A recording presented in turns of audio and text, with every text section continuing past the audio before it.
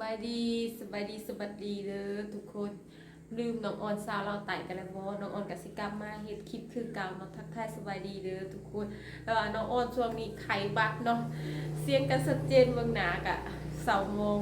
ไขบัตรลายมือลายเว้นเนาะทุกคนก็ขอโทษขออภัยนำทุกคนในไลน์เลยก็ฝากทุกคนเข้ามาให้กำลังใจน้องออนซาวเราไต่เด้อน้องออนก็สิพยายามลงคลิปคู่มือเนาะจากห่างหายเป็นเดือนนะน้องบ่ได้ถ่ายคลิปเนาะให้ทุกคนเบิ่ง กับผากทุกคนเขามาให้กำลังใจน้องออนสาวเราไต่เลยทุกคนเนาะคลิปนี้น้องออนกับซิมาเฮ็ดคลิปเว้าเรื่องคอมเมนต์เห็นหลายคอมเมนต์กันยังเว้าเรื่อง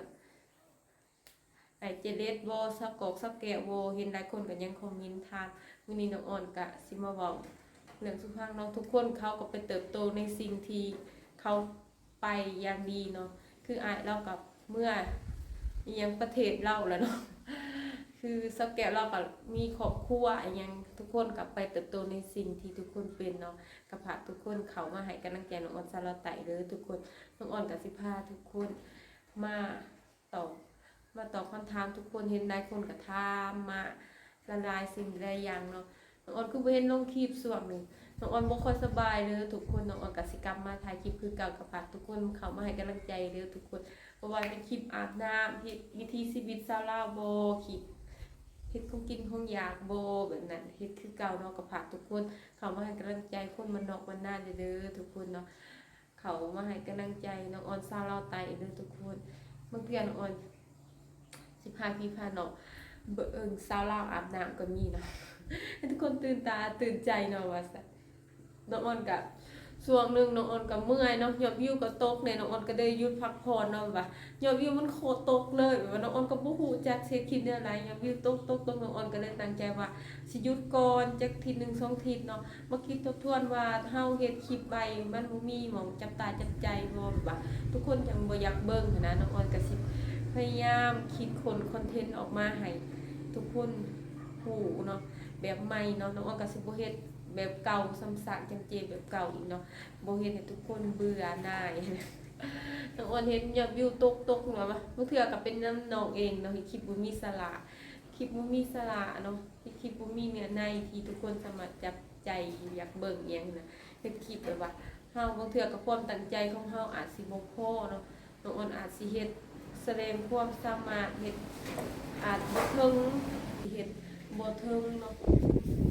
ให้ทุกคนแบบว่าเข้าไปคนเข้าโปกเติงที่น้องออนเฮ็ดน้องออนก็ขอโทษหลายๆเนาะน้องออนก็จอยพอเพลงเก่าๆเนาะเลยเนาะจอยลงเก่าๆเนาะเพราะว่า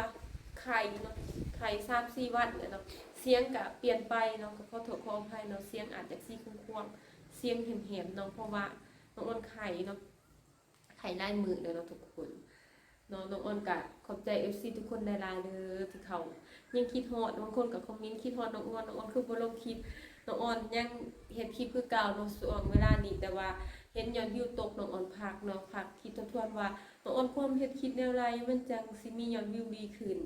ควรเฮ็ดเฮาควรพัฒนาตัวเองแนวใดน้องออนก็คิดอยู่เนาะทุกคนต้องการอยากเบิ่งอีหยังแบบใดเนาะน้องออนก็พยายามที่จะเฮ็ดให้มันถูกต้องเนาะมาก็ขอบใจทุกคนหลายๆเนาะที่ยังเป็นห่วงและฮัก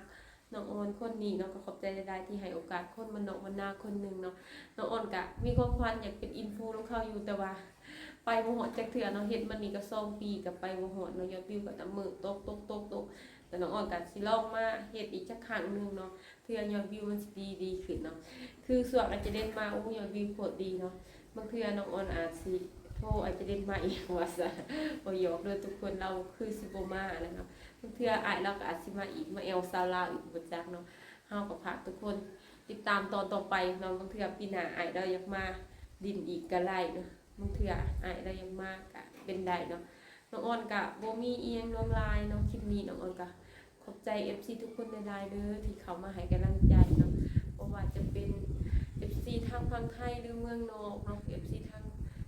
ลาวเขาเองก็ขอบใจหลายๆเนาะก็อย่าลืมเข้ามาให้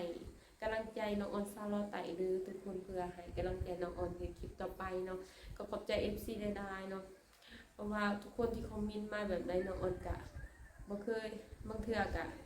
น้องออนก็น้อยใจเนาะเห็น2คนอื่นคือไปได้ดี2น้องออนคือแบบลบลงหมู่ว่าน้องออนไปเฮ็ดผิดพลาดแนวใดเนาะจังว่า ยังวิวตกแถตกบานนะก็ขอโทษ FC ได้หลายเด้อน้องออนเฮ็ดผิดพลาดประการใดน้องออนก็ขอโทษได้หลายเนาะน้องออนก็ยินดีที่พัฒนาเปลี่ยนแปลงเจ้าของเนาะเห็นหลายคนก็คอมเมนต์ถามมา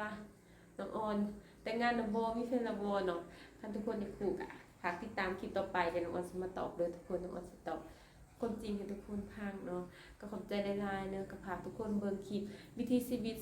ชาวลาวแต่อยู่ตามชนบทเด้อน้องออนสนได้น้องออนเฮ็ดคลิปแนวทางแบบว่าวิถีชีวิตชาวลาวอาบน้ำเฮ็ดกินเฮ็ดอยากหาเฮ็ดเวียกเฮ็ดงานว่าซั่นนะตามชนบทเนาะแต่ขอบใจหลายๆเนาะขอบใจ FC ทุกคนหลายๆที่ฮักและแพงในเอ็นดูน้องสาวคนนี้ขอบใจหลายๆเนาะสำหรับคลิปนี้น้องออนก็สิจบไปเพียงเท่านี้ไว้พบกันคลิปหน้าเนาะกับขอบใจทุกคนหลายๆขอบใจ FC ทุกคนหลายๆที่เข้ามากำลังใจรักใจเด้อทุกคนน้องออนก็จบไปเพียงเท่านี้เด้อทุกคนเด้อน้องออนอาจสิบอกบ่เก่งก็ขอโทษขออภัยนำ FC หลายๆเด้อ